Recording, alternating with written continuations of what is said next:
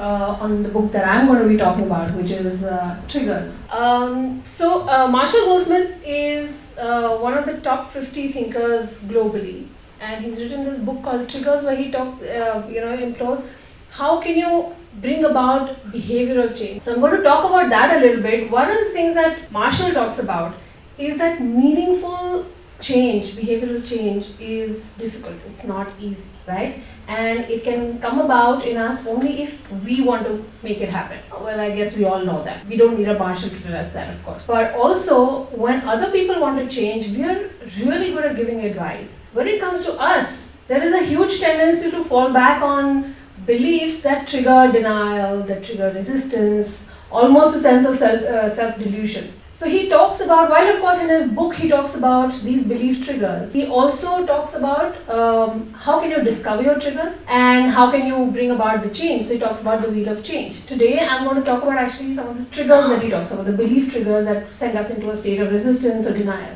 And there are 14 of them. I'm going to pick some of them and share some of my own personal experiences with triggers. The first trigger is, if I understand, I will do. How many of you are, well, I know I'm on a journey of becoming healthier and exercising and eating well. So, but all of us understand we need to be healthy, right? All of us understand we need to exercise. How many of us actually end up doing it religiously every single day? So, there's an interesting concept that Marshall talks about. Just as we have leaders in the political world, right? You have a political leader, you have a spiritual leader, you have leaders in the corporate world where you have the team members as followers. A similar structure exists inside of us as well, right? There's a leader inside us and there's a follower inside us. So the leader inside us will say, okay, I'm going to go for a walk. Every morning, 7 o'clock, I'll go for a walk. There's a strategy, there's a plan. The follower inside us is pretty much like the followers you have outside. The follower is lazy, will find excuses, will resist. And so many times, we plan, but the leader has done he's understood or she's understood, but the follower doesn't really execute, and that's where our change falls short, right? I can tell you for a fact that when I started thinking about becoming healthier, reducing, I said, I just had a late night, not today. Today is Diwali, maybe I should just have a bunch of laddus. Today is my birthday, so today I should treat myself to not exercising. The shoe that I have actually, it doesn't fit that well. Trust me, I had that as an excuse as well.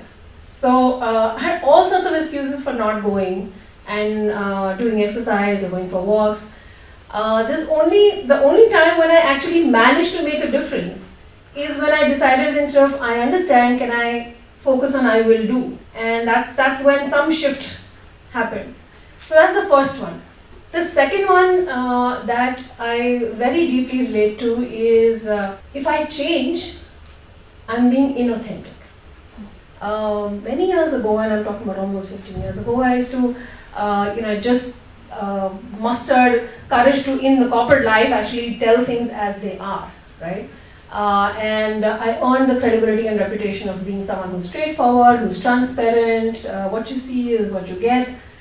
And I almost started taking pride in that fact, right? And over the years, sometime I started getting feedback that, when you're so direct, you might actually be hurting people. So I don't think you should be that direct. And my immediate reaction was, well, that's not how I am. I'm not a sweet talker, right? And if I start changing the way I speak and I stop becoming transparent and direct, then I'm not being authentic. And that it took me years to figure out that actually being authentic and being compassionate and empathetic can actually go hand in hand, right? And I see some smiles here, so clearly some people are relating to what I'm saying. So that's when that shift happened, right? That's the second second trigger that worked for me. Third was nobody's paying attention. Right? So right at the beginning of my career, I remember I was one very reserved, quiet person, and I would do my little work in the office and then go away and not really attract much attention. But I used to hear a lot of senior leaders who would say that, if you want to grow in the corporate world, you have to be visible, you have to be heard. Of course, I had a couple of leaders also tell me, give me that advice. So I decided one day, okay, maybe that's something I ought to do. So I mustered up the courage again to start talking. I would, contribute to ideas in meetings.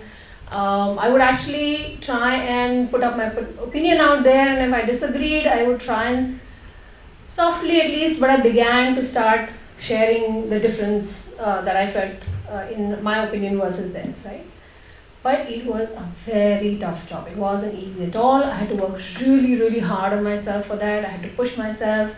It made me extremely uncomfortable, and I did quite a lot of work, right? So as I mentioned, leader follower, the follower in me started getting tired. I said, man, this is too much work. So slowly, my effort started tapering. And before I knew it, I had kind of almost reverted to my old self. Soon as that happened, I had the senior leader who I was reporting to come and say, I saw you moving in a positive direction, being out there, speaking up, but you're back in your little corner. Don't you even want to grow? And interestingly, that's when I realized that, while you may not have people come and tell you that they observe the change that you make in yourself, people definitely notice when you revert back to your old habit. And that can come back and bite you sometimes when you don't want to. So that was the third trigger. The fourth one is actually something that's a little bit more nebulous from my own experience. It says no change is permanent. It's never like over and done and permanent. And I'm going to talk about something that's not so easy to figure out and point a finger to, and which is forgiveness. Right? All of us, of course, know that we need to forgive. It's good for us. If we don't forgive, we hold on to anger, we hold on to grudges. It's bad for ourselves. But it required a lot of effort, a lot of rewiring, a lot of reading books, a lot of listening to spiritual leaders and many other talks, etc. And for almost 20-25 years, I held on to a grudge against someone. It took me a long time to get past that, forgive that person, and therefore also release me and myself from that pain of holding that grudge. But trust me, there wasn't a job to be done and tick mark and now over and done with, and now I'm suddenly a forgiving person. Certainly not. Every time I see that person, I have to remind myself, I have to work on myself. Somebody else will come and say something to me or hurt me. The whole cycle starts all over again. So change is not always permanent. You'll keep, there'll be googlies coming your way, and you might have to continue to keep working on that change. So similarly, and as I've spoken to you through these 4 triggers, I've actually also touched upon many other triggers, right, which you will find in the book. For example, one of them would be that, I have willpower, I have unlimited willpower, and I will not give in to temptation. And while I don't have a personal story to share, I can also tell you this, that I very recently talking to a work colleague of mine who was a smoker earlier, gave up smoking, then started again, gave up again, and he was back to smoking again now. And when I told him, and me, I'm quite a crusader for anti-smoking, really. So when I told him, that's not good for health, and I started having a conversation with him around that, he said, I've quit it twice in the past, I'll do it again. And that's when I was talking to him about this trigger, that we overestimate our ability to overcome temptation, and that struck him somewhere. And he says, actually, you're right, that was what was happening to me, knowing that I've done it before in the past, but that past was 20 years ago. I don't know whether I will be able to do it now, and if I'm living in this sense of self-delusion that I can quit that behavior anytime I want, it may just actually not happen. So what do I want to do about it? And I'm so glad that he's now actually quit. A month after this conversation with him, I had him come back to me and say, I've actually quit smoking thanks to the conversation that we had. So there are multiple triggers. There are about 14 of them. You'll find them in the book. Marshall also talks about how do you identify your triggers, what is the wheel of change, how can you bring about that change, how can you stay with the change.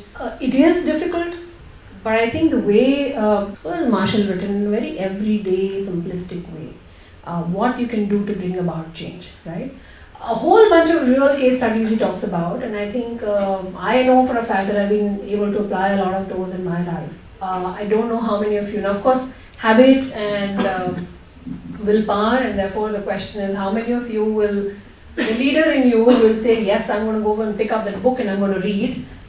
So my best wishes to the follower in you, so that you can go and pick up the book, gain from it, enjoy it. And to end, I only want to leave all of you with one question, which Marshall writes in his book about, that every day, for every change that you want to bring about, if you were to just ask yourself this one question: did I give my best to make progress towards the behavioral change goal that I've set for myself? If you're able to keep asking that question to yourself, chances are that you will stay on track. Something will come out of it. Thank you very much.